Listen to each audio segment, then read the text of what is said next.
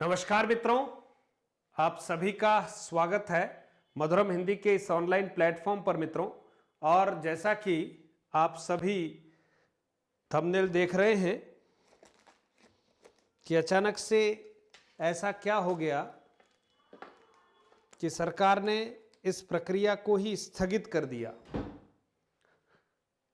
आप में से बहुत सारे बच्चे इस प्रश्न को लेकर व्यथित हैं और कई सारे बच्चों के कमेंट्स इस रूप में आ रहे हैं, वो बहुत हताश हो गए हैं। उनके प्रश्न जहन में कई सारे खड़े हो गए हैं कि आखिर ऐसा क्यों करती है ये सरकारें। क्या व्यवस्था रही कि 4/11 को जो ऑर्डर निकला एक्सटेंशन के लिए, और इससे पहले भी आपको पता है कि ऑर्डर तो पहले निकल गया अक्टूबर में और 1 नवंबर से प्रक्रियाएं शुरू होने वाली थी। अक्टूबर से जो ऑर्डर निकला और आज जो है मित्रों आपत्ति का अंतिम दिवस था, और मैंने अपने वीडियो में डॉक्यूमेंट वेरिफिकेशन के बारे में भी आपसे चर्चा की थी। और अचानक से दोपहर बाद एक आदेश जो है प्रसारित होता है। निश्चित तौर पर यह बात दुखद तो है, क्योंकि लाखों की संख्या में हमारे जो बेरोजगार साथी हैं उन्होंने विद्यालय भटक कर लाखों रुपए की फोटोकॉपीज करवा के और फॉर्म जो है निर्धारित प्रारूप में जमा करवा दिए। बहुत सारों ने तो हो सकता है स्टैम्प पेपर भी ले लिया होगा, और अचानक से इस तरह की जो बात आती है वो बड़ी हृदय विदारक है। मुझे यहाँ ये लग रहा है कि इससे नुकसान उन बेरोजगार मित्रों को भी हुआ है, उन छात्रों को भी हो रहा है जिनके मन में एक आशा का संचार हुआ था कि अब हमारे सर आने वाले हैं। बहुत सारे ऐसे क्योंकि सुगबुगाहट थी, चर्चाओं का विषय था, आप विद्यालय जा रहे थे, बच्चों को पता था कि हमें पढ़ाने वाले नए गुरुजी और मैडम आएंगे। अचानक से ऐसी स्थितियाँ बनी हैं। मुझे लगता है या तो कोई कोर्ट से स्टे जैसा कुछ मामला है, क्योंकि सरकार के द्वारा ही यह घोषणा की गई कि हम बेरोजगारों के हित में ये काम कर रहे हैं। तो मुझे सरकार की मंशा पर थोड़ा कम डाउट हो रहा है, लेकिन कोई न कोई स्टे जैसा मामला, और आप जानते हैं कि न्यायिक प्रक्रिया में हर कोई 5-15 लोग मिलकर स्टे के लिए प्रक्रिया प्रारंभ करते हैं और एक बहुत बड़े काम को रुकवा देते। तो भाई जो लोग रेगुलर तैयारी कर रहे थे वो तो करें, कोई बात नहीं, लेकिन जिनको आशा थी कि नहीं इस माध्यम से ही हमें थोड़ा रोजगार मिल जाएगा, विद्यालय जाने का अवसर मिलेगा, उन लोगों के लिए एक बहुत बड़ा तुषारापात हो गया है। तो आप ही व्यथित हैं ऐसा नहीं है, जिन विद्यालयों में आप जाने वाले हैं उन विद्यालय के बच्चे भी व्यथित हैं, वहाँ का स्टाफ भी व्यथित है, क्योंकि बहुत सारे ऐसे विद्यालय मित्रों जहाँ केवल 4 अध्यापक हैं, 3 अध्यापक हैं, 2 अध्यापक हैं, है ना, 5 अध्यापक हैं जो सीनियर सेकेंडरी विद्यालयों का संचालन कर रहे हैं। तो उनको बड़ी आशा थी कि कम से कम हमें कुछ और साथी मिल जाएंगे, 3-4 महीने के लिए भी सही, लेकिन हमारी शिक्षा की जो व्यवस्था है थोड़ी ठीक हो जाएगी। और अचानक से ये बात आती है। निश्चित तौर पर कारण के रूप में मैं अनुमान लगा रहा हूँ कि कोई न कोई कोर्ट स्टे जैसा मामला रहा होगा।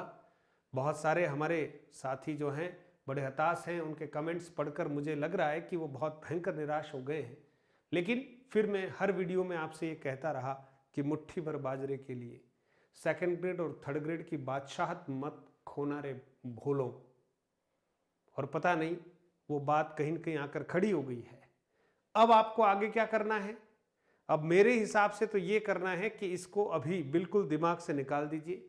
अब आगामी आदेश तक है, आदेश आपको मैं पढ़वा लेता हूं, आपने देख भी लिया होगा, थोड़ा और इसको झूम करता हूं, देखिएगा। आदेश जो है 14/11/2022 का आदेश है मित्रों, और इस आदेश में आप देखेंगे तो शिक्षा निदेशक महोदय द्वारा एक आदेश निकाला गया है कार्यालय से कि इस कार्यालय के पत्रांक क्रमांक शिविरा माध्यमिक, है ना, अंग्रेजी माध्यम, यहां पर ये अंग्रेजी माध्यम शब्द आया, इससे एक बीच में कंफ्यूजन चला कि ये केवल अंग्रेजी माध्यम के लिए स्थगित है। नहीं, ये संपूर्ण प्रक्रिया स्थगित कर दी मित्रों। क्रमांक जो है अंग्रेजी माध्यम वाले चल रहे। संस्थापन, है ना, और दिनांक 17/10/2022 द्वारा जारी विज्ञप्ति। अब देखिए 17/10 को जो विज्ञप्ति जारी हुई थी, इसका मतलब वो विज्ञप्ति सभी के लिए थी और उसमें अंग्रेजी माध्यम वाली बात भी समाहित थी, है ना। तो दिनांक 4/11 के द्वारा इसको एक्सटेंड किया था, वो बात भी आ गई। तहत विद्या संबल योजना के अंतर्गत गेस्ट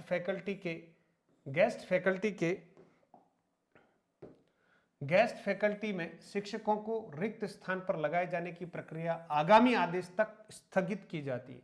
शब्द है मित्रों आगामी। अब ये आगामी कब समाप्त होगा इसके बारे में तो बहुत जल्दी नहीं कहा जा सकता, लेकिन हो सकता है आगामी का मतलब हो सकता है 5-10 दिन में कुछ हो जाए।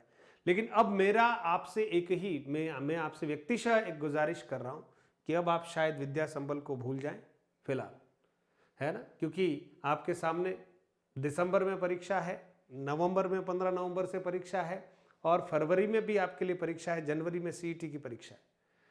मेरा मानना है कि जब स्थायी नौकरी का रास्ता सामने है तो अभी फिलहाल इस पर ज़्यादा चिंतन न करें। बहुत समय आपने वैसे इसमें गुजार ही दिया है, आपको पश्चाताप आज हो ही रहा होगा, लेकिन अब आप पश्चाताप ज़्यादा करोगे तो आगे की जो हमारी प्रक्रिया है, तैयारी है, वो और बाधित हो जाएगी। इसलिए पश्चाताप छोड़िए, और मेरा अगर आप कहा मानते हैं तो दत्तचित होकर पुरानी जो पढ़ाई हमारी डिस्टर्ब हुई है ना, 18 घंटे पढ़ के उसको भी आप कवर करें, और अब जिस दिन जो होगा बाद में देखा जाएगा। इसीलिए कहते हैं कि सरकारी सिस्टम में कब जाकर क्या न्यायालय है, कोई 5, 7, 10, 15, 25 लोग मिलकर, पता नहीं उनका स्वार्थ कहीं बाधित होता है।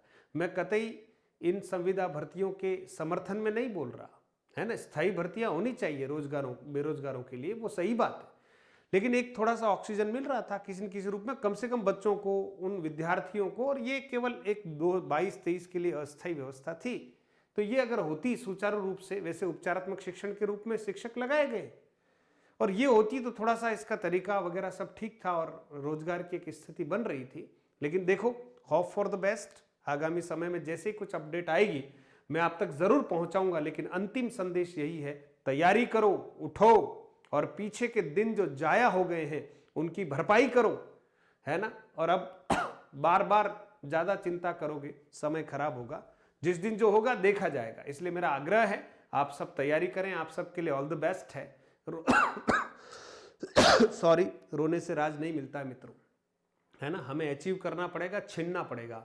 मतलब यही है कि बस तैयारी करो और एक स्थायी सीट के लिए जुगाड़ कर लो आप, है ना। स्थायी सीट की रस्सा कस्सी में आप अपने आप को पूरा मजबूत साबित करो, है ना, अपने आप को अब कमजोर साबित मत कीजिएगा। मुझे जो भी हुआ उसका बड़ा दुख है, लेकिन आप सोचिए अब अपने हाथ में और क्या है, बता दो आप। मैं भी बोलकर आपके सामने थोड़ा सा ठंडा हो रहा हूं, आप भी कुछ कमेंट करके अपनी भड़ास को निकाल सकते हैं, लेकिन अल्टीमेटली हम एक सरकार के द्वारा संचालित होते हैं। सरकार जो है न्यायालय के अधीन कहीं न कहीं जब कुछ ऐसी स्थितियां बनती है तो वो भी वहां विवश हो जाती है। इसलिए हम थोड़ी मंशाओं पर सवाल कम उठाते हुए अब अपनी तैयारी करें, और जैसे ही कुछ अपडेट आती मैं आप तक पहुंचाऊंगा। और मुट्ठी भर बाजरे के लिए हमेशा कहूंगा, बादशाहत नहीं खोनी अपने को, तैयारी करो। जय हिंद।